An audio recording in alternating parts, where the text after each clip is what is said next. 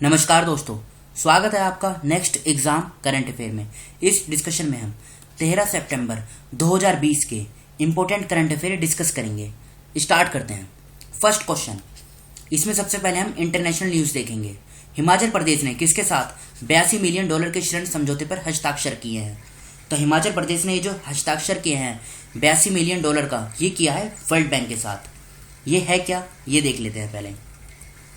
हिमाचल प्रदेश और world bank ने 82 million का लोन एग्रीमेंट साइन किया है और ये Himachal Pradesh state road transformation और प्रोजेक्ट के लिए इस इम्प्लीमेंट करने के लिए इस लोन को लिया गया है, जो हिमाचल प्रदेश का ट्रांसपोर्ट और रोड सेफ्टी को स्ट्रेंथ यानी मजबूत बनाएगा और वहाँ के जो सेफ्टी, रेजिलियंस, इंजीनियरिंग स्टैंडर्ड जो है स्टेट रोड नेटवर्क के, उनको इम्प्रूव करेगा। ये ऊपर यहाँ पे हिमाचल प्रदेश है। और ये वर्ल्ड बैंक के बारे में, वर्ल्ड बैंक को फाउंड किया गया था जुलाई 1944 में। हेडक्वार्टर कहाँ पर है? वॉशिंगटन डीसी, यूएसए में। प्रेसिडेंट कौन है? David Malpass. बढ़ते हैं आगे। कौन सा देश नवंबर 2020 में शंघाई सहयोग संगठन यानी एससीओ की सरकार के प्रमुखों की परिषद की बैठक की मेजबानी करेगा? तो ये करेगा अपना देश भारत। अब ये है क्या, ये देख लेते हैं। देखो, ये जो मीटिंग होगी ये नवंबर 29 और 30 यानी 29 और 30 नवंबर को होगी न्यू दिल्ली में। और जब से भारत इसका फुल मेंबर बना है तब से ये first prime minister level meeting है। और ये 2 ministerial level meeting of SCO की उसे भी होस्ट करेगा इंडिया। ये बात आप याद रखेगा। एससीओ के बारे में कुछ बेसिक इन्फॉर्मेशन देख लेते हैं। जैसे ये है क्या, ये यूरेशियन पॉलिटिकल, इकोनॉमिक और सिक्योरिटी अलायंस है। ये पहले शंघाई 5 के नाम से जाना जाता था 1996 में। उस समय इसमें 5 मेंबर थे, चाइना, कजाकिस्तान, किर्गिस्तान, रशिया और तजाकिस्तान। फिर 2001 में इसमें उज्बेकिस्तान भी जुड़ गया, तो फिर इसे शंघाई कोऑपरेशन ऑर्गेनाइजेशन नाम से जाना जाने लगा। फिर इसमें 6 मेंबर हो गए। और फिर 2017 में 9 जून 2017 को इंडिया और पाकिस्तान ये दोनों भी इसमें शामिल हो गए। जब कजाकिस्तान के अस्ताना में एससीओ की बैठक हुई थी, उस बैठक में पाकिस्तान और भारत दोनों इसमें शामिल हो गए। अगर बात करी जाए कि इसका हेडक्वार्टर कहाँ पर है, तो हेडक्वार्टर इसका चाइना के बीजिंग में है, शंघाई में नहीं है। और 4 ऑब्जर्वर स्टेटस, 6 डायलॉग पार्टनर, ये सब इतना याद रखने की जरूरत नहीं है, बस इतना याद रखिए। इसमें टोटल 8 मेंबर हैं। कौन कौन से? China, Kazakhstan, Kyrgyzstan, Russia, Tajikistan, Uzbekistan, Bharat और पाकिस्तान। बढ़ते हैं आगे। किसके साथ बांग्लादेश सरकार ने $50 मिलियन के ऋण समझौते पर हस्ताक्षर किए हैं? तो ये किए हैं बांग्लादेश ने एडीबी के साथ। किस लिए, ये है क्या, ये देखते हैं।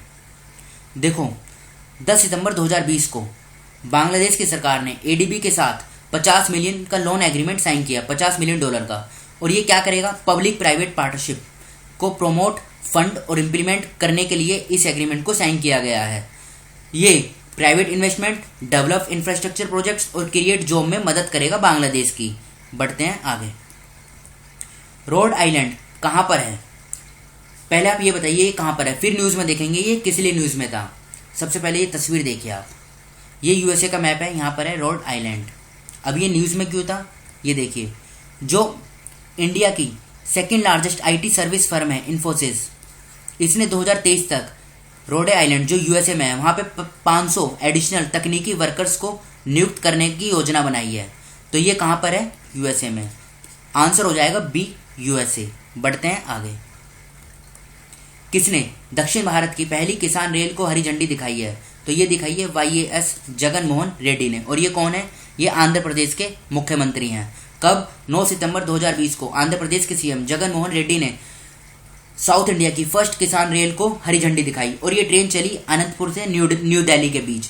ये बात आप याद रखेगा। इसने टोटल 322 टन वेजिटेबल और फ्रूट्स को पहुंचाया अनंतपुर से न्यू दिल्ली की तरफ। इसका मकसद क्या है? देखो एक सेकंड, ये मैप देखिए। ये नीचे साउथ इंडिया है, ये इधर एनसीआर का रीजन है। यहाँ पे जो फसलें यानी फ्रूट्स और वेजिटेबल्स उगते हैं उनको सीधा एनसीआर में बेचा जा सके, जिससे यहाँ के जो किसान हैं उनको इन अपनी फसलों के उचित दाम मिल सकें और इन किसानों का इससे फायदा होगा। और यहाँ के जो फ्रूट्स वेजिटेबल्स हैं वो भारत के दूसरे हिस्सों में भी जा सकेंगे। जैसे कोई यहाँ के लोग हैं वो अगर यहाँ नहीं जा सकते तो उन्हें यहीं पर ही वो चीज़ें प्रोवाइड कराई जाएंगी। तो ये बात आप याद रखेगा। ये तो टोटल डाटा दिया हुआ है कि 214 टन टमाटो, 138 टन बनाना, ये सब इतना याद रखने की जरूरत नहीं है, बस इतना याद रखिए टोटल 322 टन है। और ये अनंतपुर से न्यू दिल्ली के बीच चली। बढ़ते हैं आगे। भारत की सबसे बड़ी सुअर पालन परियोजना किस राज्य में शुरू हुई? यहाँ पे लिखा जाएगा किस, तो ये शुरू हुई मेघालय में। ये है क्या, ये देखते हैं। देखो, union minister of state for agriculture and farmers welfare Kailash Choudhary, इन्होंने 10 सितंबर 2020 को 209 करोड़ रुपए की सुअर पालन परियोजना को मेघालय में लॉन्च किया। इससे क्या होगा, जो मेघालय के 35,000 पिग फार्मर हैं उनको फायदा मिलेगा और 300 PACCS यानी primary agriculture cooperative credit societies की ये एक तरीके से रेगुलर सोर्स ऑफ इनकम बन जाएगी। ये बात आप याद रखिएगा। अब बढ़ते हैं आगे। किसने मुंगेर भागलपुर तिरुपति कहलगांव कंक्रीट सड़क बनाने के प्रस्ताव को मंजूरी दी है? तो ये दी है नितिन गडकरी ने। डी इस क्वेश्चन का सही आंसर है क्या? अब ये देखते हैं।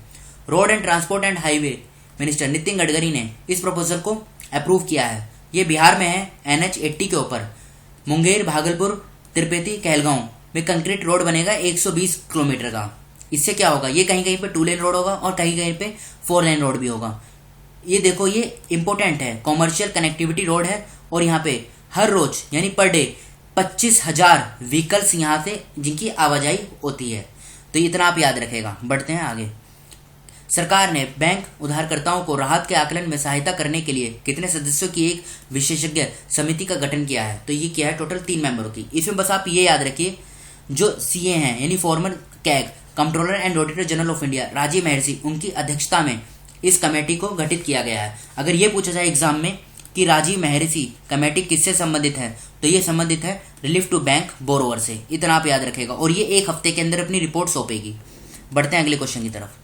ग्लोबल इकोनॉमिक्स फ्रीडम इंडेक्स 2020 में भारत की रैंक कितनी है? सबसे पहले आप ये जान लीजिए, ये इंडेक्स इसके द्वारा रिलीज किया जाता है।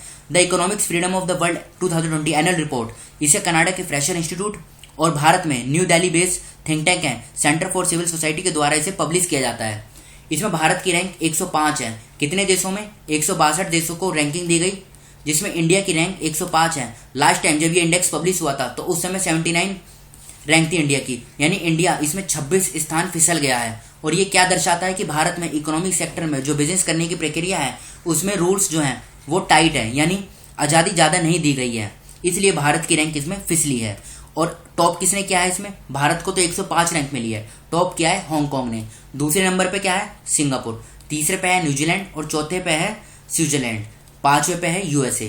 फिर से बोलता हूँ, पहले पे हांगकांग, दूसरे पे सिंगापुर, तीसरे पे न्यूजीलैंड, चौथे पे स्विट्जरलैंड और 5वें पे USA। अब बढ़ते हैं आगे। अब अपॉइंटमेंट देख लेते हैं। परेश रावल, इनको भी recently national school of drama का चेयरपर्सन अपॉइंट किया गया है। सुभाष कामत, इनको advertising standard council of India का जो बोर्ड ऑफ गवर्नर है उसका चेयरमैन इलेक्ट किया गया है।